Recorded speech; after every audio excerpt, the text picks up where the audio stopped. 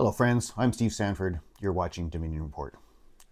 Now it's long weekend time, which means in Canada many families get together and have dinner. This long weekend is pretty much smack dab in the middle of an election campaign. Often families, including my own, have people who are on different ends of the political spectrum. So how do we have pleasant conversations without ruining family dinner? Today we're talking about civil and uncivil family dinner conversations. I'm going to give you 3 options to keep things civil, and I'm going to give you some options if things become less civil, starting with the civil ones. First of all, avoid the topic of politics.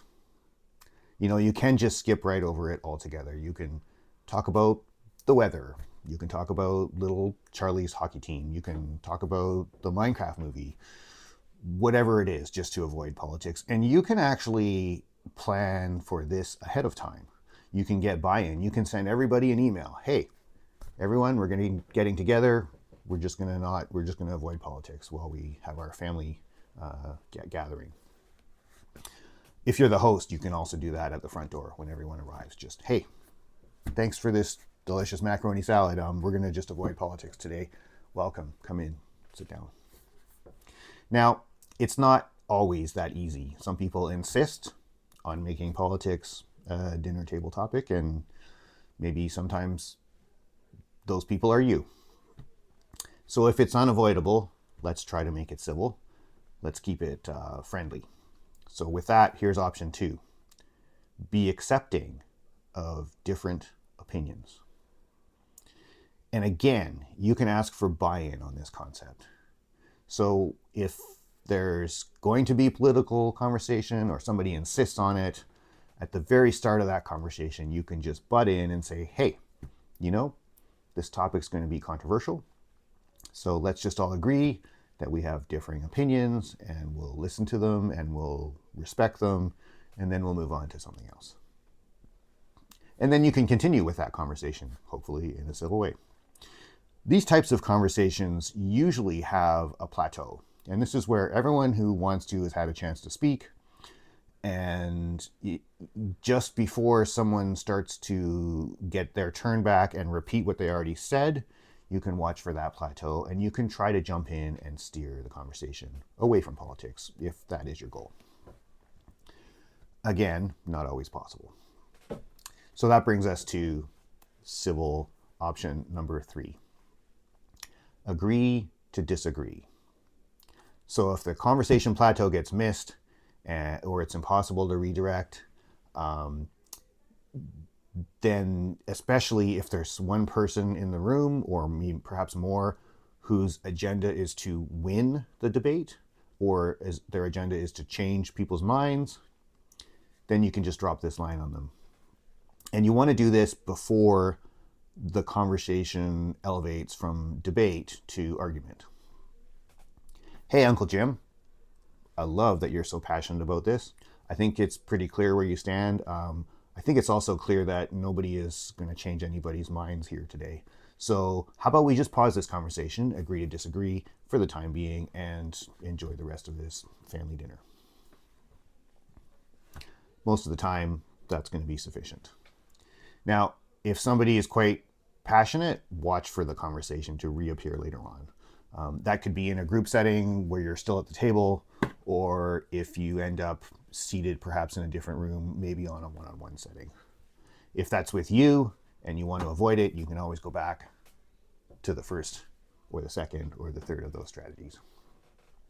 Now, if the conversation does elevate into debate or heated debate, and you're either less concerned about that or maybe perhaps you're part of that and you wish to engage, here's some strategies that can work well with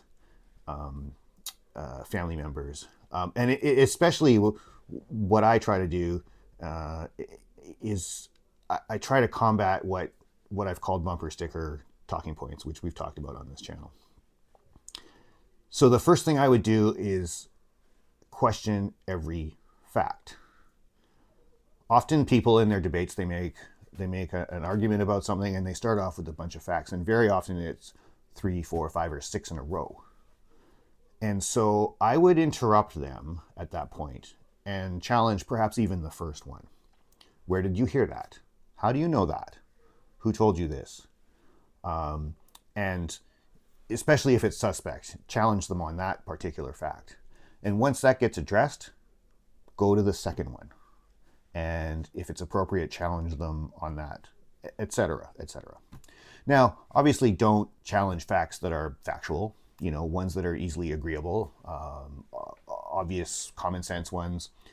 Just the ones that, if that person was a journalist, should have to come with a cite. Now, once they finish making their points, their facts, they're going to come around to make a point.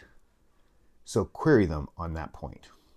So as an example, if they say so-and-so will be, as a prime minister, potential prime minister, will be bad at such and such, ask them why. What in their history or resume suggests that that leader would be bad at such and such? How did they come to that conclusion? And you can frame this as an inquiry, like you're trying to learn from them, even if in your mind it's a challenge.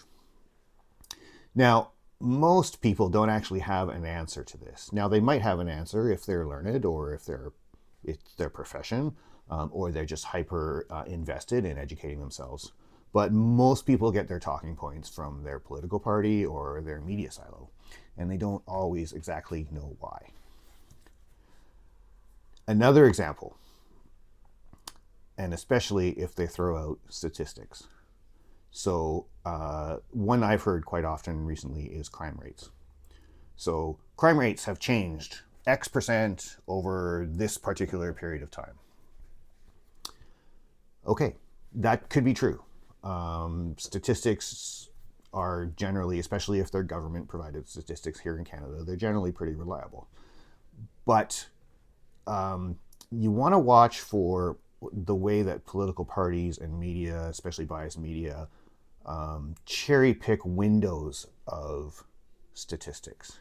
So if it's crime rate over a certain period of time, ask for the crime rate over a much larger period of time. The bigger the statistical story window, the more information and more complete data set you have. Stats like this are easy to find, so if you're talking about something like crime rates, you can pull your phone out and look it up, or better yet, ask them to pull their phone out and look it up. Now, there is one more I have for you, but I have to express caution. This one's a bit of a missile, so use judiciously.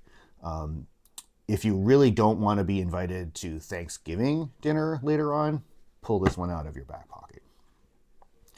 All right, you hear something that could have come straight from a fake news channel talking point, and you know that it's completely untrue. Here's your line. Oh, did the people who paid $750 million for lying to you about voting machines tell you this? Now, you're not going to win an argument with this line, and you're not going to change anyone's mind. But at least you'll let everyone know, at least everyone within earshot know how you feel about that particular issue, and potentially about that particular person that you address it to. So again, use that with caution, and maybe try not to bring it out at family dinner. So there it is. How not to ruin, or how to ruin, long weekend dinner with family. I'm curious, so let me know how it goes. In the meantime, stay strong, stay calm, and elbows up.